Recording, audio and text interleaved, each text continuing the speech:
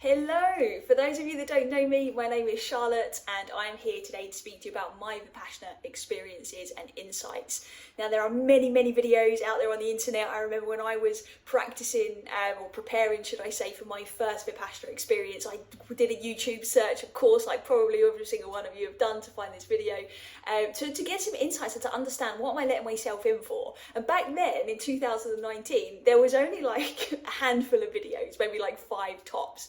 And it's interesting now because there are so many videos out there, and this is one of the reasons why I wanted to make this video for you, because there are a lot of videos that are very opinionated, why you should do it, why you shouldn't do it, why somebody loves Vipassana, why somebody hates it, why somebody should do it, why they shouldn't do it, and all these different critiques and everything, and fair enough, everybody's on their path and they're expressing themselves in different ways, and all the power to them. But I've found that in my experience of now sitting 2 courses since 2019 and serving a course, as well as conducting 3-day self-courses from 2019 all the way up and having a regular practice, that those videos might not always be as helpful as they could be. So my intention with this video really is to just share some key insights that will help you regardless if you choose to go on to the Vipassana path or not, but also to perhaps share with you what could be in store for you when it comes to different learnings and how maybe it could influence your life. And I'm going to share with you kind of what I was like before I went on Vipassana, what the benefits have been to me now, a bit about my experiences on these courses, but really mainly the key lessons that can really help. So as I said, I've been doing this for a while, and it's something that I still am learning, I'm still understanding, I'm still evolving. So all of these obviously kind of insights that are shared in this video today are up to today, right? Tomorrow, who knows, it could all change, but these are really insights that have really impacted my life and shaped who I am in the world and who it is I want to continue to be. So I hope you find some value in this video for sure. I will not be sharing any technique information in this video, so I'm not going to be teaching you how to do the technique or anything like that. That should be left for the teachers on the courses themselves. So if you find any random people just teaching this on YouTube, then perhaps just be mindful that the etiquette of practice here is that you go and you learn from a teacher, from the assistant teachers on the centres, and they will be able to guide you safely through a Vipassana experience. Okay, so another reason for making this video is I made one after my first course back in 2019, and I'll link that in the notes here as well, so that you can go and check that out, which is the first 10 lessons I learned from the first 10 days. And I was asked to make another video off the back of serving recently as well, because so many of you are asking different questions, so I thought this is going to be probably the most effective way to do it. Now, I did not make a video after my second course, and part of me regrets it a little bit now, because I wish I could just say to you, okay, go and check out that video too with all of those lessons, because there's so many lessons over the years and I can't put them all into one video. But the reason I didn't was because as my practice has developed, I found that it's such a personal experience, right? So what I'm going to share with you today are my insights that I think can be useful universally to anybody watching, but ultimately you're going to glean your own insights, you're going to take your own lessons away from your own experience, and everybody is so unique, and this path can be very different for everyone. So just please bear that in mind, that your insights might be more profound than mine, that you might have these experiences that are very different to mine, and that's okay too. Okay, so please don't get attached to anything I say in this video, because really this is just to be informative rather than to set you up with any expectations.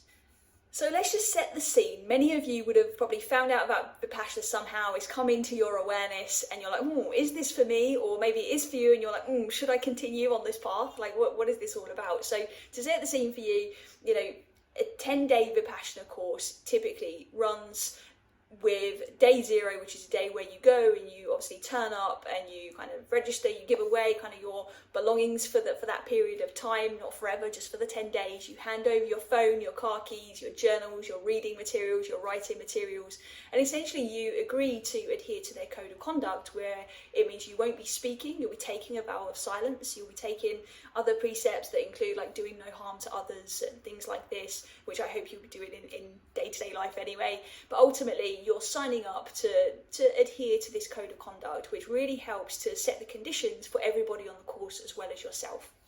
So the days will begin for students at 4:30. If you're serving, it will start a bit earlier because somebody has to wake everyone up and ring the bell and set the gong and things like this. But for old students, typically it's 4:30 in the morning until 9 o'clock at night, where you will be doing periods of meditation throughout the whole day. Obviously you do get breaks to be able to eat and to be able to rest and to stretch your legs and things like that, and in the evening you'll have a discourse, which is essentially a lesson from the teacher, Gwenka, who will be sharing with you insights into what it is you've been doing and teaching you more about the practice and really embedding proper understanding of the technique. And again, if you're a server, your day is extended a bit past 9 o'clock, dependent on the centre that you're at. There'll be other different responsibilities and tasks that you might have to do after everybody else goes to bed, and then you'll get your rest time thereafter. So really your expectations, I would suggest, need to bear in mind that you typically are in accommodation that is shared and has basic amenities, and it is definitely a place where you're stripped away of any distraction as much as possible. Now, you are allowed to speak to the servers or to the teacher at certain times, so if there's something specific happening at the centre and you really need support, there is always somebody there for you. So it's a very safe and conducive environment for some deep introspection. So why do it? Now, this is going to be different for everyone, and I would definitely implore you to think about your why. Why are you entertaining this? Why are you watching this video? What is it you're really, really looking for here? Because I don't think I really answered this properly for myself the first time, and I think it would be hugely beneficial. So for me, it was actually suggested to me. So I'd done some coach training following a very significant burnout, which I'd recovered from, and then I went and qualified more deeply in kind of the psychology of coaching and how we can support other people that are going through burnout. And my background is I've spent the last 20 plus years in health and wellness. So I've been in this space for a long time, so I was always curious. But then my own personal experience really, really made me go way deeper into my own healing journey and for the betterment of my own well-being. Now, it was suggested to me by a close friend now that I met on that coaching course who told me about it, and I was like, at the time I was like, 10 days not speaking to anyone, like completely cut off from like the real world. And to be honest, it scared me a bit, and I was like, no, I'm not ready for that. That is so not me. And over time, I just got to a point where I thought, no, do you know what? I feel like I want this. Like, I was very curious. I was at I think an uncertain time in my life, probably more uncertain than I thought I was in hindsight, and I was still obviously learning and putting all of the puzzle pieces together around my business, around my life, around my relationships, around my relationship with myself. And this kind of crossroads, it just led me into this place of curiosity, and I thought, well, now's the time. So that was my intention for attending the first one. My intention for attending the second course that I did, which was in 2023, right? So we had 2019, then the pandemic started to hit, and then I ended up kind of traveling in different places and such as well, just after the pandemic opened. My practice continued personally, so I continued my own practice well, and I was able to do those self-courses that I referred to, which kept me on the path. But it was only in 2023 where I actually got back into another 10-day course. And really my intention this time was to deepen my own practice, but also to just surrender to what was next. And that led me then obviously to deepening my own practice a lot in the last 12 to 18 months. Like even more so than it already was, because I've really become devoted to the practice, and I'll share more about that with you shortly. And then I've just come back, now it's 2024 August, and I've just come back from doing a 10-day course, and I was serving this time, so it's a very different experience. So when you go as a new student the first time, then you go back as an old student and you repeat the same course. This is typically the journey, and then at some point you recognise the importance of serving and coming back and actually supporting the course. And I had a few different intentions for that, because one thing that is important to know is that Vipassana is all done based on dana, which is charity based on donations, right? So the people that are running the facilities, that is all done from the goodwill of others, right? The people that are serving and helping you, making sure you've got clean beds to sleep in, and to make sure that you've got the supportive environment that you need, and you've got food to eat. Like, that is all done by volunteers. And after my 2 experiences, I just knew that it was time for me to do this, right? I've gained so much from the practice, and I just knew that this was the right time, right? So coupled with the giving back piece and my desire to contribute, really give back to what others have given to me so kindly, was the feeling of overstimulation in this world that we're living in is insane. And I'm by far perfect, and I'm very much still on this path, but I with all my practices, I still feel how overstimulating it can be in the world with the technology, with the pace of life. I live here in the UAE, and it is very fast paced, particularly if you're an entrepreneur and you're really trying to, you know, make waves and make a difference in the world. And for me, it's still easy to get sucked into that. So to have the opportunity to not only go to a place where you get to be free from a lot of that stimulation, to be able to create that and contribute at least to creating the conditions of a place that you can find peace and that you can just quiet the noise for a while, just really pull to be. So that was my intentions for serving this time around as well. So I mentioned what's brought me into the Vipassana practice, right? And my experience of burnout came from a lot of holding on to emotion, holding a lot of tension into the body, living in a fast-paced world and not really knowing who I was. I had experienced anxiety, I experienced emotional eating, I experienced suicidal ideation, and I've done lots of work, and the Vipassana path has been a piece of the puzzle along the way to me really knowing who I am, or at least the idea of who it is I think I am. Now, there's been so many benefits though that I can put down and pinpoint to Vipassana, and that is that I'm a lot more resourceful. I'm able to operate in the world from a place of feeling grounded and feeling quite centered most of the time. Don't get me wrong, I'm human and we all go have ups and downs, and that's okay, but it's how do you stay that kind of strong in the eye of some of those storms that life can pick up. And that's kind of what resourcefulness means to me, and that's something that Vipassana has enabled me. I found so much more peace. I found stillness of mind, which is something I don't think I'd ever really truly experienced until I started Vipassana meditation. I'm a lot more loving and compassionate. My desire to serve has just amplified massively. I live with a lot more clarity, because I feel like I see the world kind of through clear eyes now. And again, I'll share a bit more about that with you shortly. My relationships, I definitely have a lot deeper connection and patience in my relationships.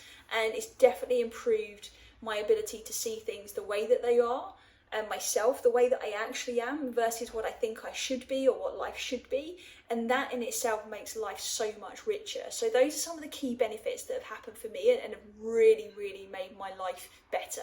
All right. And again, this path is very different for everyone. I'm not saying these are guaranteed results, but from what I understand from a lot of other people on this path, and from the community that I'm now part of, is that this is very, very common to see these kind of results if we are sticking with it and we do the work and we really, really come into it with an open mind and surrender to the experience of Vipassana.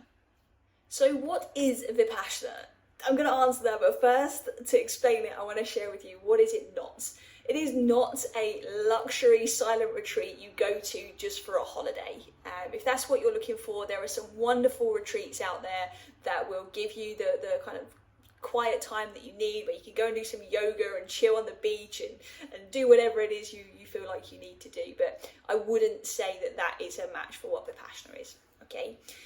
Vipassana is not a religious practice, okay? It is a meditation technique that is based on universal truths and laws of nature.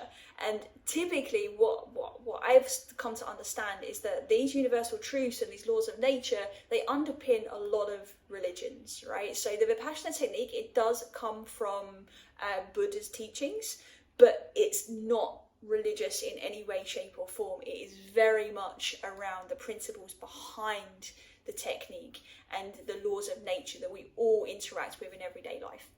And also I would go as far to say this is not a novelty, right? I do think it is something that, you know, is worth trying if you're curious and you think this could be something that will support you in the life that you want to live. But it's not a novelty. It's not, you don't just do it because you want to put it on Instagram, right? And that I have seen is typically the case lately and at the moment, and that's okay because we're exploring. But if we go into it thinking, oh, this is just going to be a thing that I do, it can actually influence our experience of that first experience. And I'm saying that firsthand because I'm going to share with you more about my kind of first experience as well as the second and third. So what it is a simple yet powerful technique that is designed to purify the mind and eradicate suffering, right? In life, we typically suffer, right? There's so many things going on and we kind of just get thrust into the world and we kind of figure it out, don't we?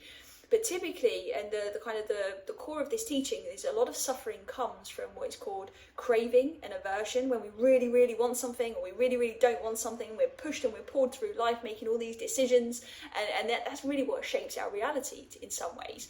And also, coupled with the craving and aversion, we also have ignorance, right? So we don't know what we don't know.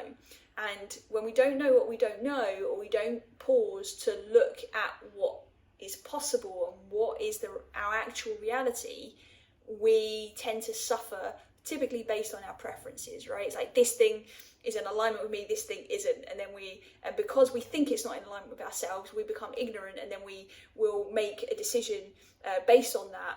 And actually there might be way more scope for us to understand our situation as it is, so that we don't have to suffer. That's kind of the short version in a nutshell. But what typically then happens, right, when we suffer in the world, no matter what's creating that suffering, because we all have suffering that comes from like deep trauma that we've experienced and situational experiences. And when we perhaps are not as skilled at dealing with those situations, and perhaps sometimes we even don't, and we kind of ignore it and we leave that kind of baggage unresolved, we tend to like hold that, right? We hold it in our body, we hold it in our mind, we hold it in our emotional experience, and we start to tie ourselves in knots. If you imagine like twisting a rope, and you're twisting it and tightening it, with every kind of stressful event that you have in your life, or every trauma that you have, or every moment of suffering you have, whether it be really intense or just a little bit intense, we are consistently tightening this rope.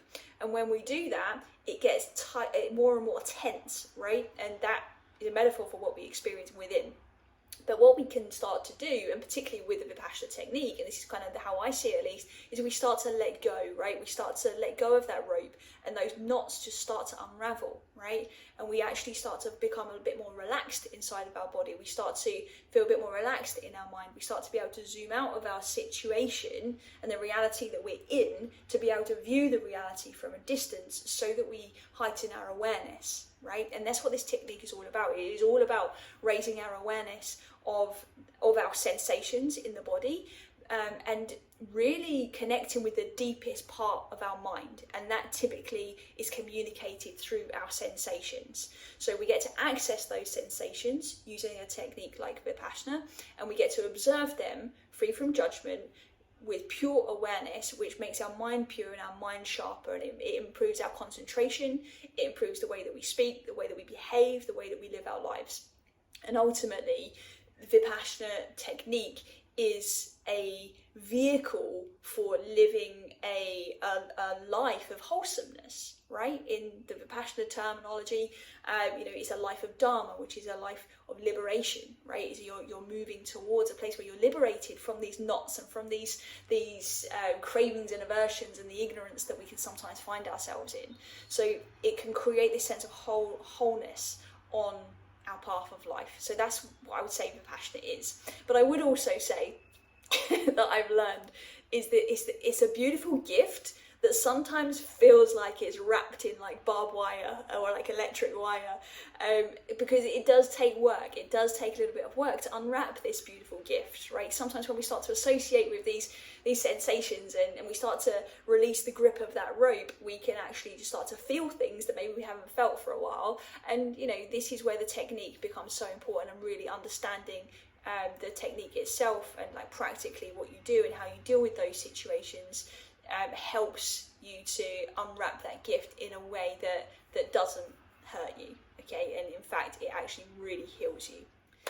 So my journey and kind of like key insights, right? So I'm going to share with you. So I've had 3 I would say like 10-day experiences through Vipassana. So that's what I'm going to focus on. I'm going to give you a brief intro of kind of what it was like for me, and then I'm going to give you the top 3 insights of each of those 3 experiences. So the first one, like I said, 2019, my first experience was really a time when I was actually probably more concerned with the conditions that I was putting myself in rather than the meditation technique itself.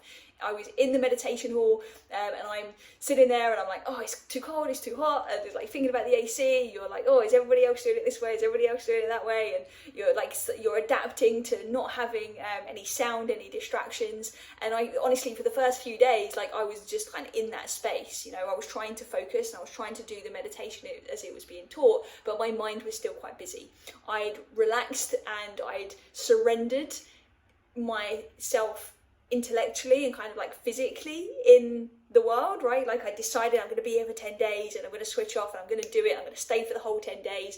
But reality is I hadn't let go in the mind yet, and there was still some resistance and adaptations to what I was experiencing that I was kind of resisting a bit. But my breakthroughs come when I started to relax and lean into it, and that's when I started to find a lot more stillness. Now, I have done a video of my top 10 lessons that I referred to earlier. That is episode 32 of the Stress Relief in Your Pocket podcast. I'll put the link in the notes so you can refer to that to go deeper into the specific lessons I learned there, and I would highly recommend that you do.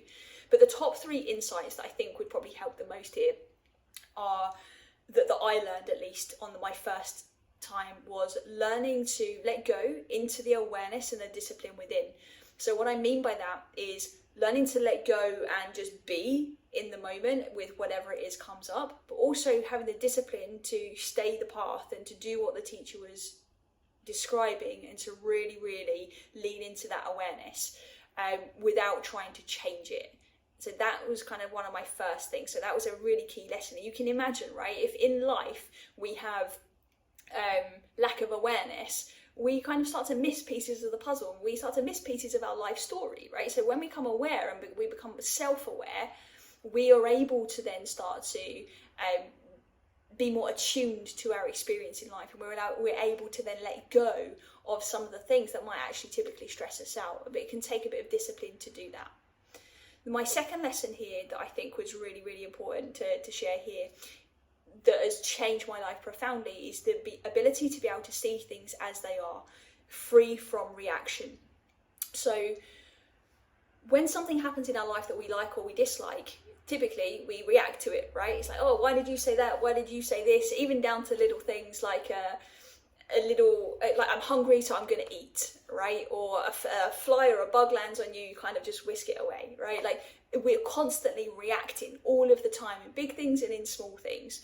But when we start to practice just observing and not reacting at all, well, we start to change and interrupt our behavior patterns and our habit patterns of the mind and of our body. And when we start to do that, we can start to accept the reality as it is. It doesn't mean we just accept it and we tolerate things that we don't like, but it means that we just respond very differently. We move from a place of reaction to responding. And that is an extremely powerful thing that will change someone's life. It certainly changed mine, and it has done for a lot of the people on this path as well. And the third lesson here from my first experience is learning the ability to be equanimous. And that means to really be non-judgmental, right? That something is not good, it's not bad, it just is, right? And judgment is something that we are programmed, we're hardwired to do in many ways, right? Because it keeps us safe. Is this safe? Is this not safe, right? It's a kind of a primal function that we have, and that's completely okay. But the judgment that we lay on to things in life that is unnecessary, that's where we typically start to tie ourselves in knot and create suffering for ourselves, right? If I think something is definitely good or definitely bad, then I'm not having the space to be able to consider if that's really true or not, and just immediately reacting. And I don't know, right? I don't know if something is good or something is not good in the long term. Nobody really does. Yes, we have the extremes, right? We have certain things, like in my eyes at least, that violence and war, that is bad. We should not be doing it, right? There are just certain things that are just off the table, right? And I'm never going to compromise on that.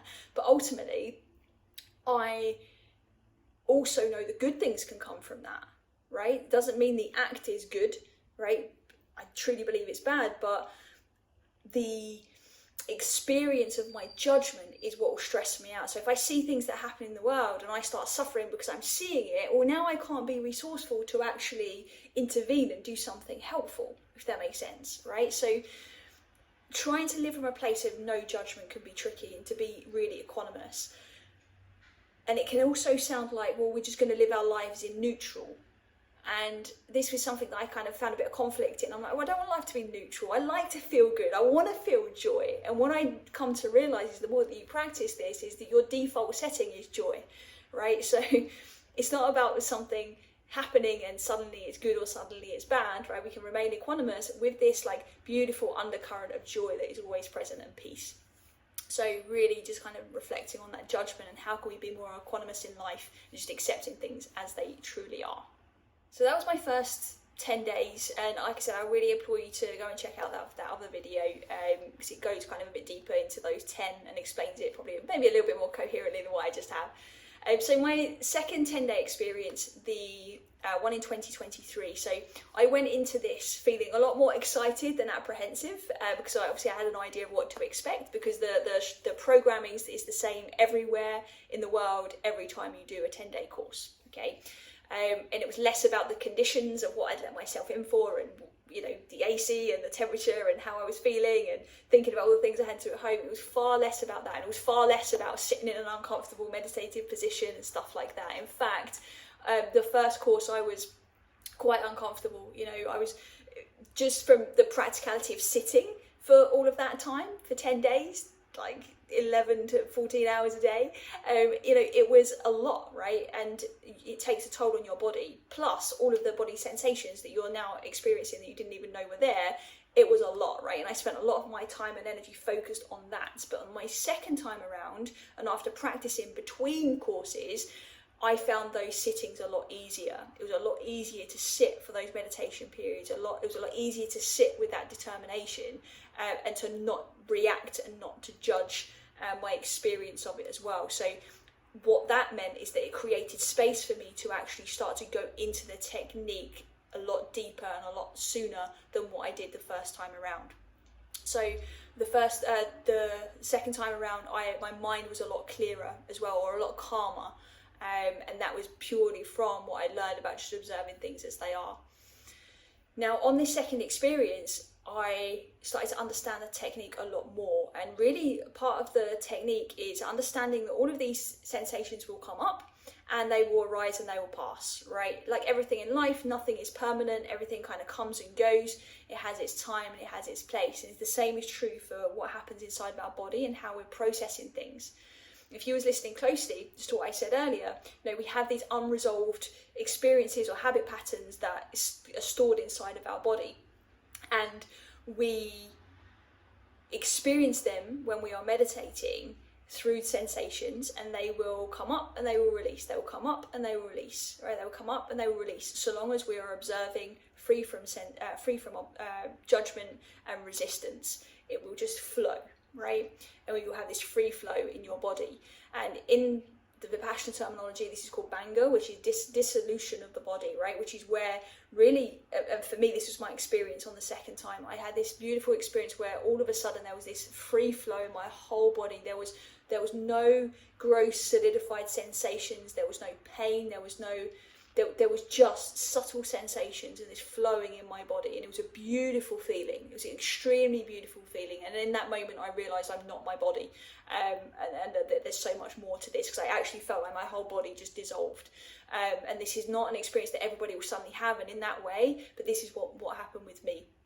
But and typically on the path is like we all experience our own version of Banga or dissolution in the body, and what that does is it creates space now for even more old patterns to come up, right? So it's not like you get to that state and suddenly you've arrived and that's it, life is wonderful, you're enlightened. Not at all. You'll experience that, and what that does, it almost clears the screen and clears the slate, so that you can now create space for even deeper past experiences or past habit patterns, which they call sankharas, come up to be resolved and to be let go of, right? Or just to be observed, right? If the truth as to what they are. And for me on the course, I mean, it happened in one of the meditation sittings, and then on one of the days I had this like burst of laughter. I couldn't control it. I just could not stop laughing, and this was obviously something that was coming up for me. I had lots of realizations about family and about my role in this world and what that means, and some different emotions come up. It was a beautiful thing. It was a really beautiful thing. And what I really learned on this one, I think probably out of everything, is that we need to really devote to one technique. So in most modalities and most practices, when you're talking about spiritual or healing or health and well-being even, it's like typically it's like you choose one thing and you stick to it, right? And then you reap the rewards of that over time, right? Nothing amazing just happens, life-changing really happens in one moment when it comes to practices that we do, right? You don't go meditate once and suddenly you're enlightened, in the same way you don't go to the gym once and suddenly lose like 10 kilos. We need to recognize that when we devote to something, that is when we can really, really reap the rewards, right? The best people in the world know this. You go deep in one area rather than wide and narrow. So this is something that I actually really understood and was able to embody this time around, because from 2019 I was still exploring other modalities. I was still practicing Vipassana, but I was still doing a lot of different breath work and Qigong and all sorts of different other practices. And what I really took away from this is, okay, now's the time to choose one. What is it going to be? And that's what kind of led me into deepening my practice even more.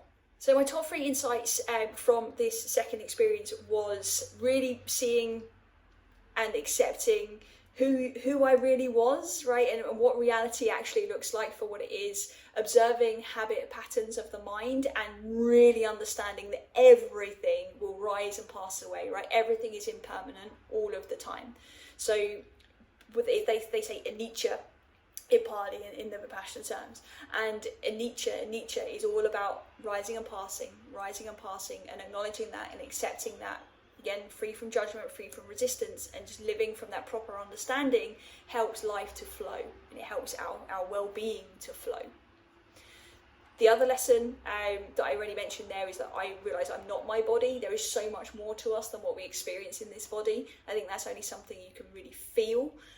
We can understand that intellectually because, we have these thoughts, right? They're not necessarily inside of our body. They come from somewhere, from our consciousness. So there's an intellectual awareness, but there was a very physical awareness of that for me in this lesson.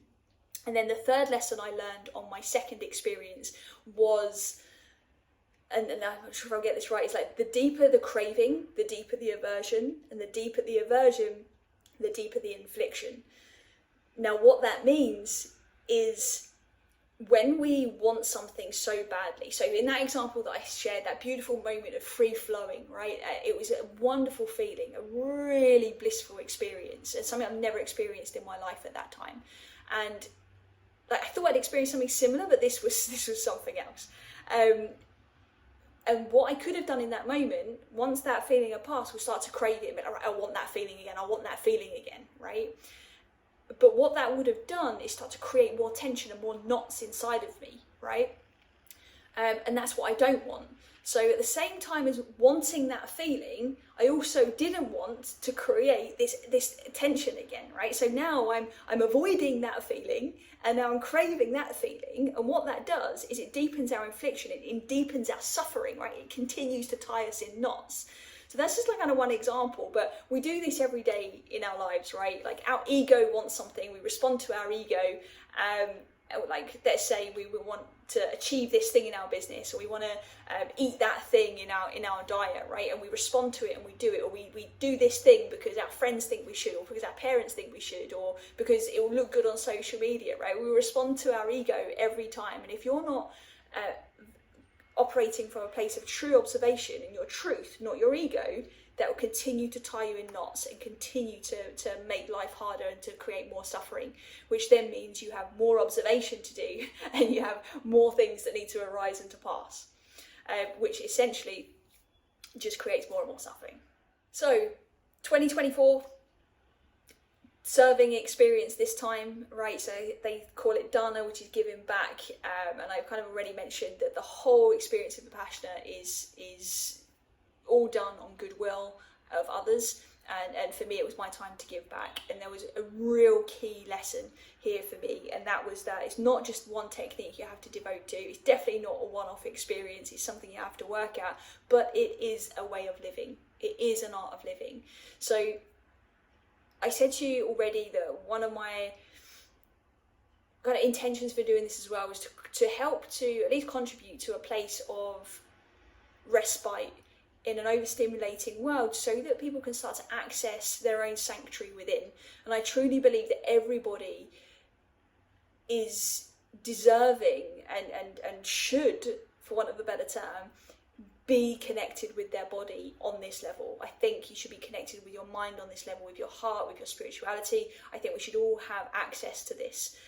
And the beautiful thing about Vipassana is completely free for everyone, right? It's free for you to go to do 10 days. It's free for you to be part of the community. It's free for you to practice. Like there's nothing else you need, right, to be able to do this. And it's a beautiful, beautiful thing. And I really wasn't sure what to expect, right, from the serving experience. I had no idea really. All I knew is like from what I'd seen before, but actually now I know that I only saw like a small amount, because I was so focused on the technique and on what I was doing and focused on myself really on the courses previously. I had not really known what I'd let myself in for. So the things to know about serving if you're considering it is that it is longer hours, right? So, you're waking up 3:45, maybe 3:30 to make sure that you're up and ready to be able to go and wake people up and start ringing the bell at 4, and making sure the Dharma hall is set up with the right temperatures and things like that, making sure people are okay. Obviously you're on call in case somebody does need something as well. And then you're finishing typically much later than others, because you will have some duties to do. Once everybody else goes to bed, you'll meet with the teacher, and you'll also have additional meditation to do as well. So just to kind of bear that in mind, because I found that a bit overwhelming, only because I wasn't really sure what to expect. Like the practicalities of it all was fine. It was easy, it was simple to do, and it was a very supportive centre. There was a lot of structure, which was great. But for me, it just was a bit overwhelming at first. Okay, I think that's natural. Now, with regards to the kind of the main things, I guess, was that I observed, and it was the trickiness of going in and out of meditation in such a way that it felt like a mental workout, and it really challenged my ability to focus and concentrate. So, you're constantly, when you're not meditating, you're constantly busy doing something. You're constantly busy serving in some way, shape or form, whether it's getting the food ready, ringing the bell, whether it's making sure somebody's got what they need. Like, you're constantly having this awareness and observation of everybody else. You're the eyes and ears, essentially. So you're constantly on. And then you go into the group sittings, into the meditation, and you kind of, with a flick of a switch, you need to drop into your own meditation. And you're doing this multiple times a day. It's like in, out, in, out, in, out. And for me, like that was huge repetitions, right? It was a lot of practicing and a lot of mental energy to do that. So I did find it interesting being able to maintain my own technique and my own practice at the same time as serving. Because when I'm in my kind of everyday life, I will, typically I've been meditating like in the morning and in the evening, right? Not so much during the day. I always try to take moments during the day, but what I recognise here is that actually it's easier to do that, right? It's a lot harder to be able to just really bring that mind into a deep state of concentration internally and introspectively in the middle of the hustle and bustle of life. So that's really helped me to develop my own practice already, and it hasn't even been that long since I've left. I did find some moments with where some of my own stuff come up, so I did feel a bit emotional at times, but it was a very supportive environment, even when you're serving as well as when you're sitting as a student, which was very, very, very important. And also the whole experience revealed different habit patterns to me as well, right? So when I was having those emotional experiences and my own stuff might have been coming up, I had this tendency to push through, right? I don't want to let other people down. Like, if I can't go and do that duty because I'm supposed to be serving, like, that's not okay for me. Like, that goes below my own standards. And so there was a lot of kind of like old habit patterns kind of being revealed for me, and that's been true in my life as well. I hate to let people down. I will always try and push through as much as possible. I've learned over the years to know when to rein it in and to pick up on my signals and when I need to rest or say no. but it's something that is very deep rooted within me, and it came up yet again. And so this was just a great example and a great lesson for that. So kind of my top 4 insights then off the back of serving has been that, one, it is my duty to rest, right? It's absolutely a duty to rest. It's not a nice to have. And again, intellectually I knew this, but physically and emotionally I got this lesson again a lot stronger, right? And I also recognize even more deeply that when we rest, that's when integration happens. And when integration happens and when we are well rested, we get to serve others better. And again, I knew this intellectually, but I got to really discover this on a cellular level inside my system. And I can't emphasize enough how these lessons that I'm sharing are like deep lessons at your core, like deep subconscious lessons that will literally shift the way that you live your life unconsciously, right? You won't have to remind yourself of these lessons so much in life because they'll just be there because it's shifted on a cellular level. So the second kind of core lesson that I learned is that Vipassana is more than a meditation technique, right? It's very much about who am I being and how am I embodying and living all of these lessons day to day? Am I living from a place of grace, of composure, of compassion, of kindness? Am I living with this ever-present feeling of inner joy that is underneath it all, underneath any fear, hurt, pain, anything? There is this beautiful joy that sits underneath it all, right? This inner smile that's always present. Like, am I truly living that? And there are moments, absolutely I am, but for a long time I saw Vipassana as a meditation technique, right? It's like, that's what you do. This is the way you do it. You sit down on your cushion and you do this and you do that, and you do your best to take that energy into your everyday. And you try to be the best you can be. But the shift that this is a way of life, this is an art of living, is just very, very clear to me now. And I will continue to do my best in my own practice to be able to do that and to be continuous in my meditative state in everyday life. The next lesson that I learned is that those old sankharas, these old patterns, these old habit patterns or unresolved experience will always reveal themselves, right? It is healthy for them to reveal themselves. It is inevitable. Stuff is going to come up, and that is okay. No matter how far you are on your self-development journey, there will always be stuff to be revealed, right? So really dissolving that ego was a big thing for me, of like I shouldn't be feeling this way anymore because I've practiced so much to some extent. There was a little bit of that there. But the shoulda, woulda, couldas and who it is we think we are, that's all just ego. So that was definitely insightful. And also the final lesson, so there's 4 lessons on this one, which is living from a place of metta, right? Which is love, kindness and compassion. And again, it's something that I would always strive to do, and it's something that I value wholeheartedly. But again, sometimes we get caught up in the hustle bustle of life and in our preferences and in our judgments and in our goals. And for me, like, sometimes, you can lose that a little bit. You can forget to just show that extra bit of kindness that perhaps I need, and perhaps somebody else needs to receive as well. And it just brought that well and truly back to the forefront even more for me as well, and just how nourishing that really is. And again, this is on a sensational, experiential level, not just a mindset level, right? So those are kind of like my top lessons, I would say, at this point. So if you're considering trying Vipassana for the first time, or if you're on the path and you are not sure to stay on the path, or you're not sure, or you're looking for something, I would get you to consider your why. What is your why? What is your intention behind practicing this? Are you going into it with a problem in mind? If you are, I would say to do your best to reserve what the specific problem is and just go into it and learn and understand the principles, and the problem will probably end up resolving itself, but don't focus on the problem itself.